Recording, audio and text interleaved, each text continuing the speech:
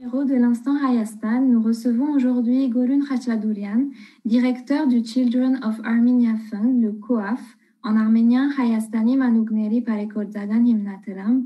Bonsoir Monsieur Khachadurian, merci d'être avec nous ce soir. C'est un plaisir de vous recevoir.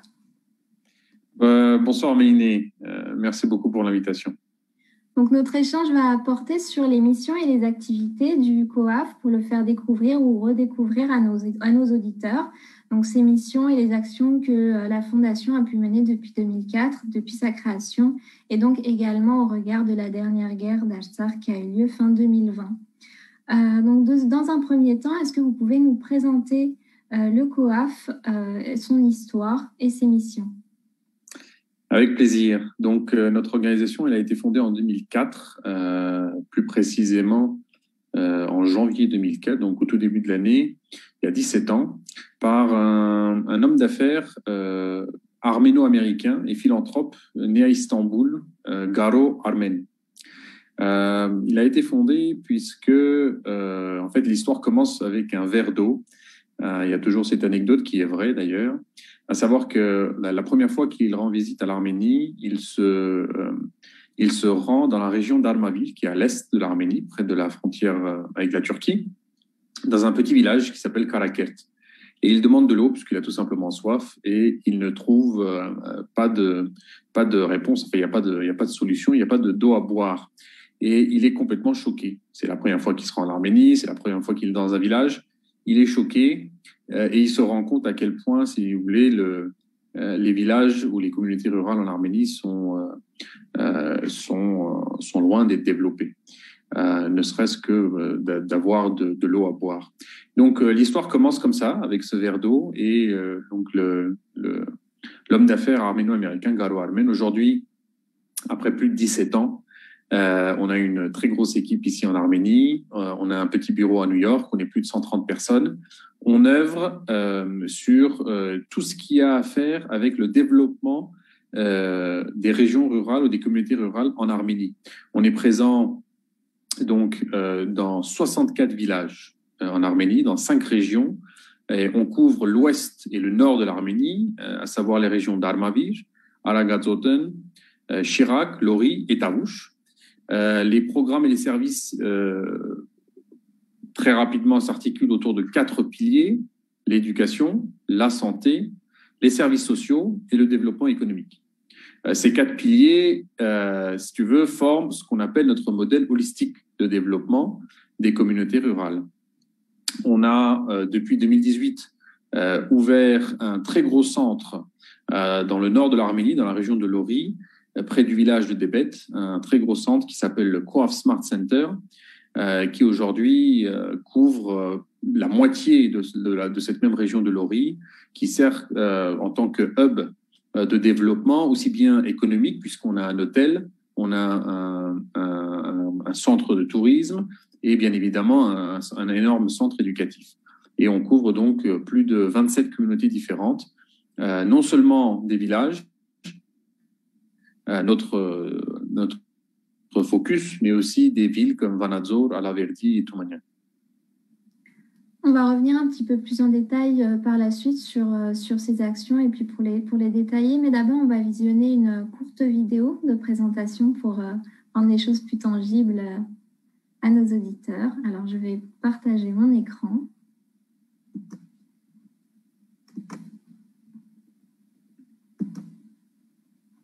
J'y suis. Et c'est parti.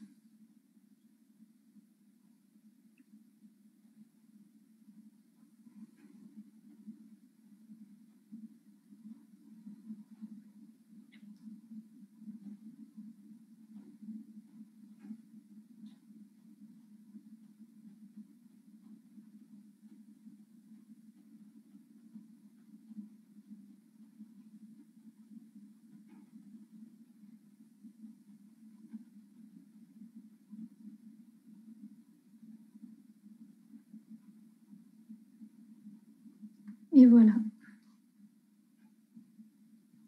On va pouvoir revenir à la présentation one-to-one après cette vidéo. Et je vais donc départager mon écran. Alors.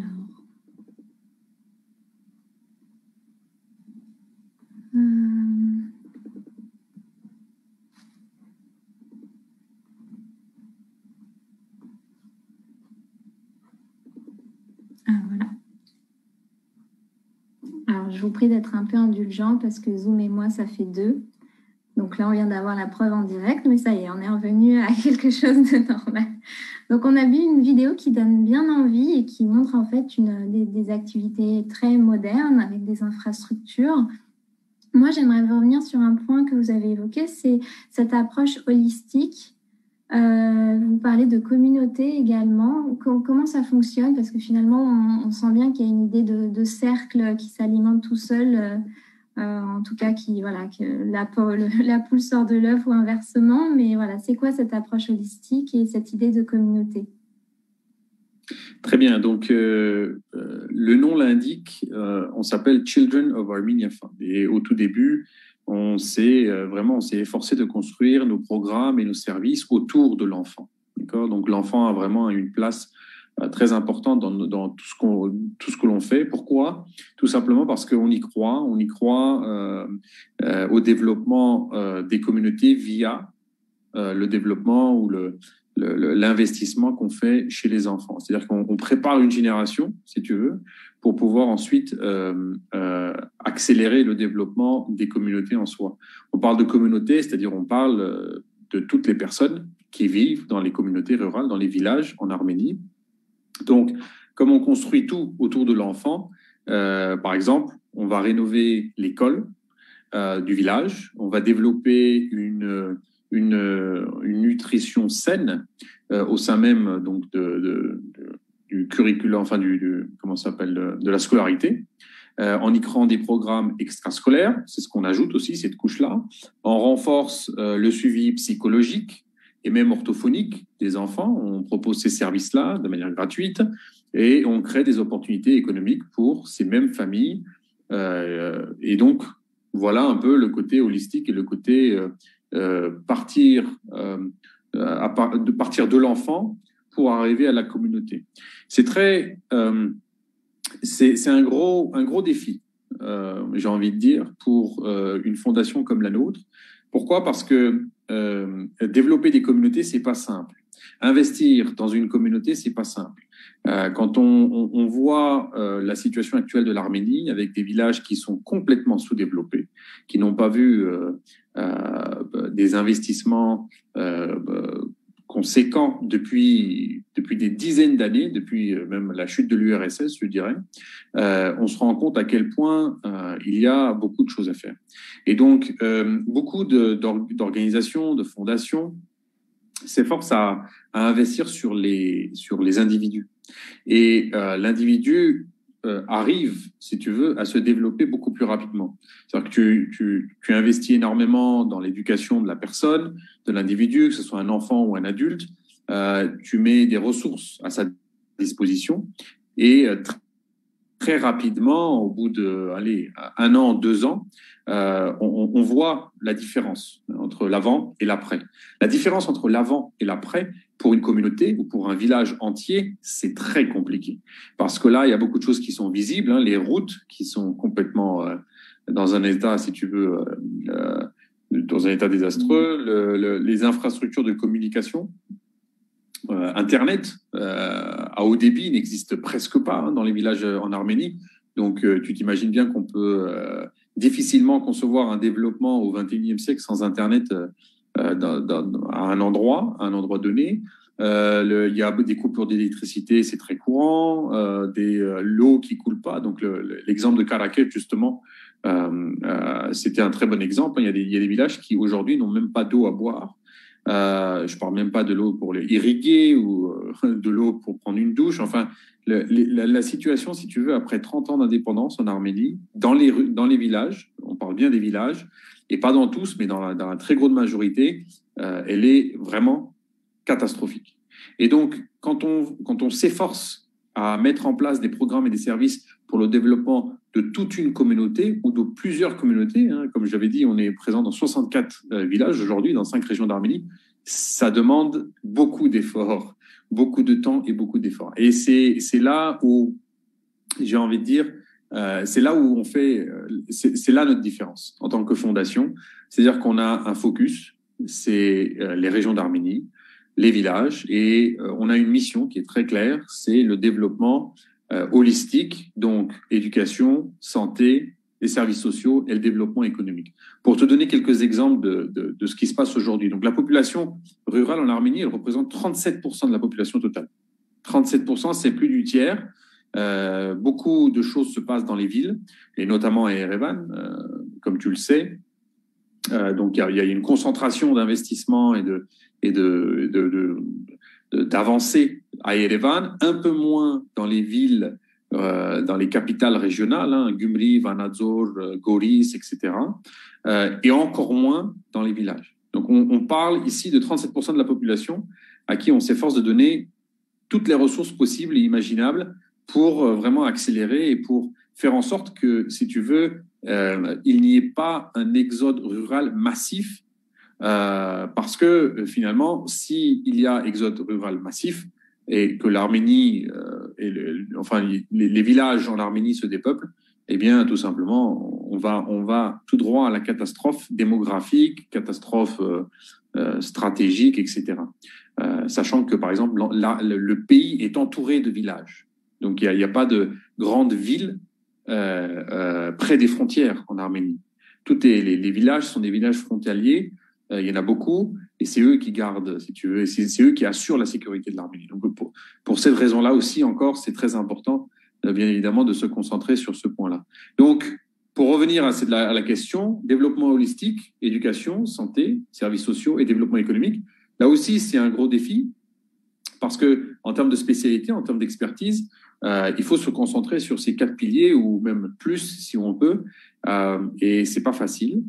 Trouver des bons experts, trouver les meilleurs programmes qui soient, trouver bien évidemment de l'argent pour financer tout ça. On parle d'éducation, ça coûte X, on parle de services sociaux, ça coûte tant, et donc tout ça, ça demande beaucoup d'efforts. Depuis 17 ans, on a investi plus de 50 millions de dollars. C'est, je dirais, c'est pas beaucoup pour ce qu'on essaye de faire. Mais malgré tout, c'est quand même assez intéressant pour faire avancer et pour trouver quelques secrets aussi en termes de développement des communautés rurales. Quand on va sur le site internet de COAF, on a un encart sur les chiffres clés, et notamment, vous parlez de 170 structures rénovées. C'est quel type de structures qui sont rénovées? On imagine que c'est des infrastructures de la vie quotidienne. Absolument. Alors, on a donc non seulement des programmes et des services qu'on offre aux habitants, mais on a aussi rénové plus d'une centaine, on approche presque les 200 aujourd'hui, d'infrastructures. On parle d'écoles, on parle de dispensaires, on parle, quand on parle d'infrastructures, on parle de centres culturels et bien d'autres choses. Donc, il y a beaucoup de centres communautaires. On agit directement, on travaille directement avec plus de 100 000 bénéficiaires. C'est énorme. Mais bien évidemment, il faut des infrastructures pour, et c'est pour ça qu'on s'est efforcé à rénover ou à construire, je dirais même, plus de 180 infrastructures à ce jour, à côté, bien évidemment, de tous les programmes que l'on mène depuis des années. Tout à l'heure, vous évoquez les différents programmes, les principaux programmes, en tout cas champs d'action, qui sont mis en place. Notamment, vous aidez aussi les jeunes qui veulent faire des études, vous facilitez la chose. Est-ce qu'il y a un suivi de ces jeunes? Est-ce qu'ils reviennent ensuite dans leur village d'origine pour le développer? Est-ce qu'il y a quelque chose qui les lie à COAF pour ce faire, ou est-ce qu'ils sont libres finalement s'ils souhaitaient voilà, comment ça se passe pour ces jeunes? Ouais. Très bonne question. Alors, je dirais qu'on ne les lâche pas. On commence très tôt à travailler avec les habitants. On commence à l'âge de 3 ans. 3, 4, 5, 6 ans, on a des programmes préscolaires très intéressants avec des spécialistes comme des psychologues qui suivent et qui les préparent pour les études, donc pour la scolarité au début. Et bien évidemment, on ne les lâche pas puisqu'on les suit après et on leur offre toute une offre de développement de leur carrière après le bac, donc après l'école. C'est là où alors en anglais, on appelle ça the career development, donc toute une panoplie de programmes de suivi pour s'assurer qu'ils sont dans de bonnes mains et qu'ils vont bien trouver leur place sur le marché du travail. Donc, on leur paye des frais de scolarité. Ça, c'est la première chose. Dès lors qu'ils sont admis à l'université. En Arménie, on a même ouvert dernièrement des universités étrangères. Donc, ça aussi, c'est une bonne option pour tous les étudiants des villages qui veulent poursuivre leurs études à l'étranger. Et puis, on leur oriente vers différents domaines, etc. Et il y a un suivi. Alors, pour la deuxième partie de ta question, est-ce qu'ils reviennent? C'est là où le bas blesse. Pourquoi? Parce que, alors, il y a une partie qui revient, bien évidemment, mais on n'est pas encore au point où on forme des personnes ou toute une génération pour qu'elles reviennent justement dans leur village natal et pour développer. Pourquoi? Parce que justement, c'est là où le parallèle entre le développement de l'individu et le développement des communautés ne se fait pas, finalement. C'est-à-dire que les individus progressent ou avancent ou se développent plus rapidement que les communautés rurales. C'est pour ça qu'au tout début, je te disais que c'est un grand défi qui nous est posé parce que on arrive et on a un très beau succès avec les individus, très très beau succès, c'est-à-dire qu'on a des gens qui sont brillants aujourd'hui et qui sont arrivés à des postes de responsabilité à Erevan ou dans des grandes villes ou même certains très peu à l'étranger.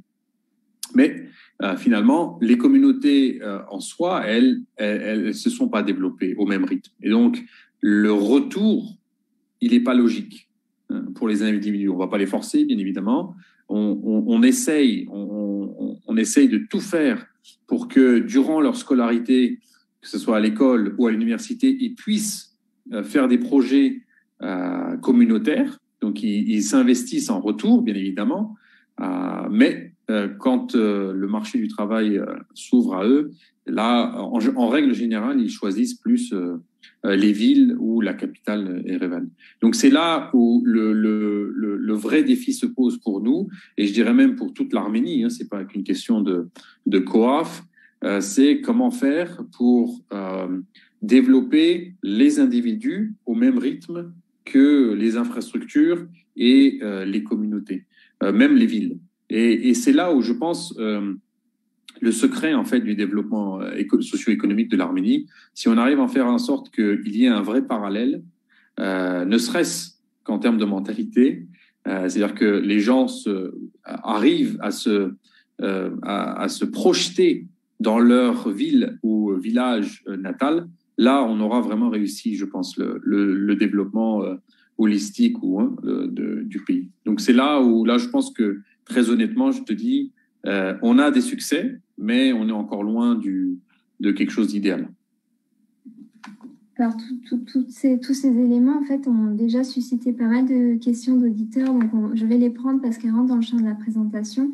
Mais d'abord, une question qui découle un petit peu justement de ce programme que vous mettez en place finalement en dehors de la scolarité.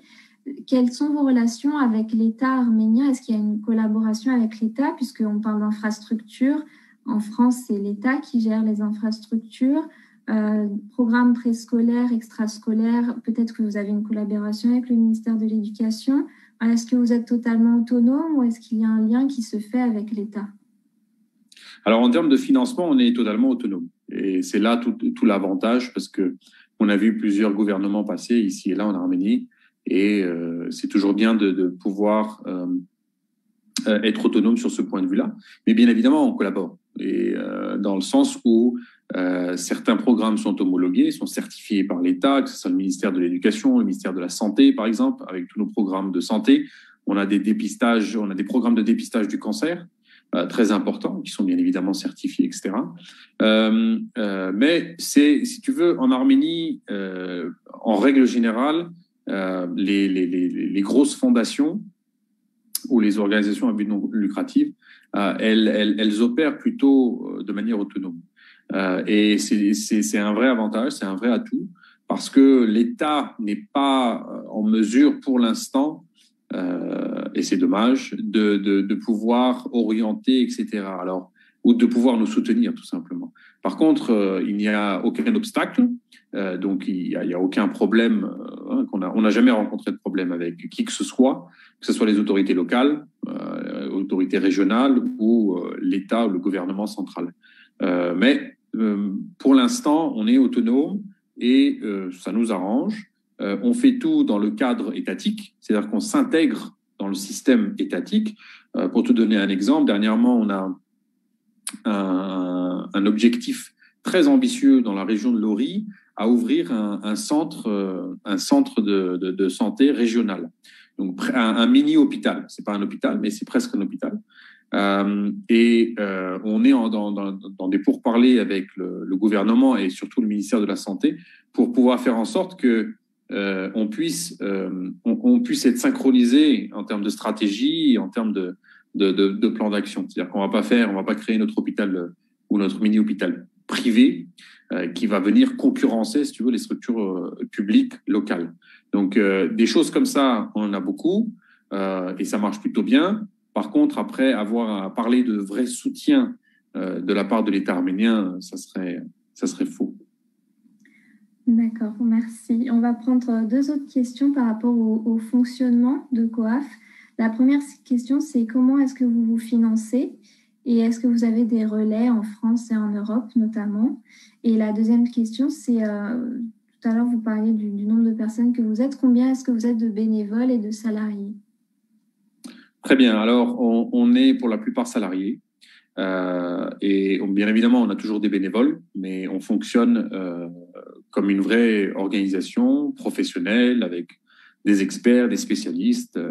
On est donc plus de 120 à travers l'Arménie, un très gros bureau central à Erevan, un autre on va dire, un très gros, pas bureau, mais un gros centre dans le Lori où on a plus de 50 personnes qui travaillent, et un tout petit bureau à New York, puisque la fondation est également, légalement parlant, est également installée à New York.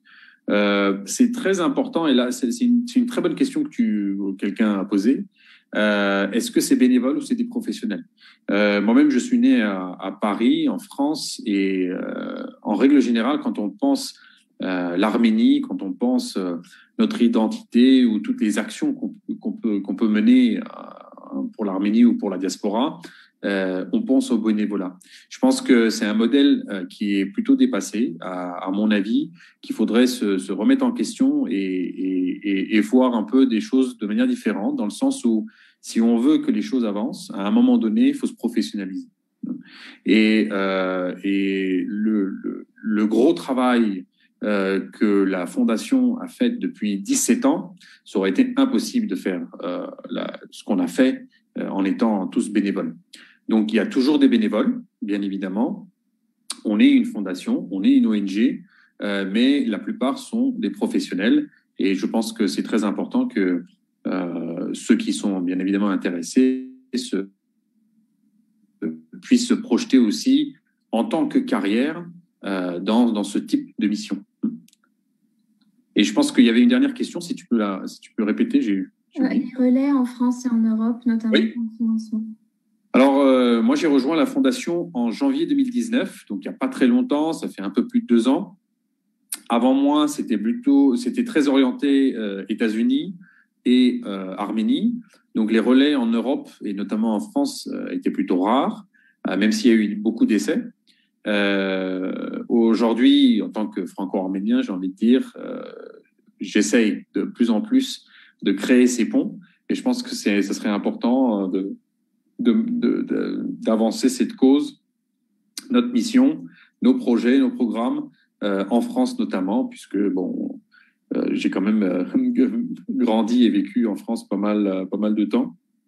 Et je pense qu'on a un gros potentiel en France pour soutenir notre fondation.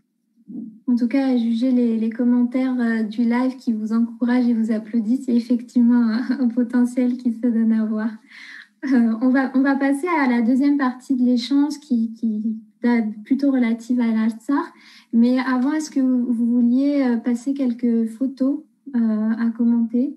Est-ce que vous voulez partager ou je peux faire ma prouesse comme vous voulez? Avec plaisir. Donc, je vais vous montrer premièrement le centre Smart dans le Lori.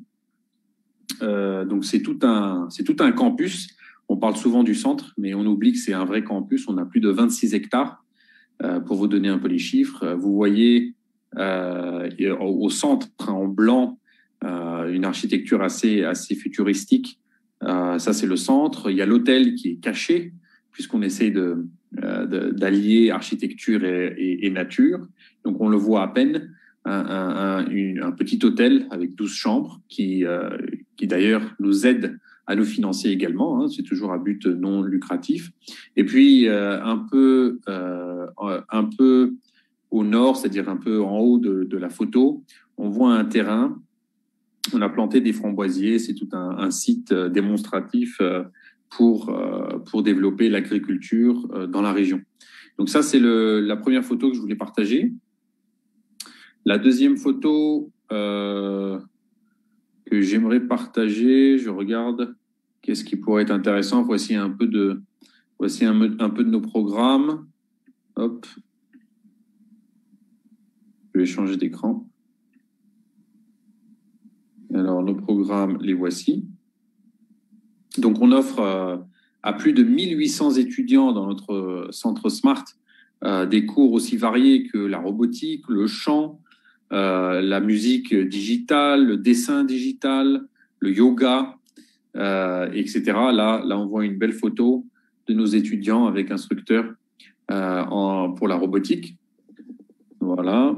Je vais vous montrer maintenant une autre photo assez chouette, puisqu'on s'est initié aussi, je vous la montre tout de suite, on s'est initié un peu à la réalité virtuelle en tant que sport. Donc, nos étudiants, avec les masques, ils sont en train de faire du sport, tout simplement. Bon, on ne les voit pas trop à l'action, sauf le garçon à gauche. Mais c'est assez intéressant, c'est assez futuristique et ça permet bien évidemment de faire rêver les jeunes en règle générale. C'est ça qui est important aussi. Je vais vous montrer une autre photo.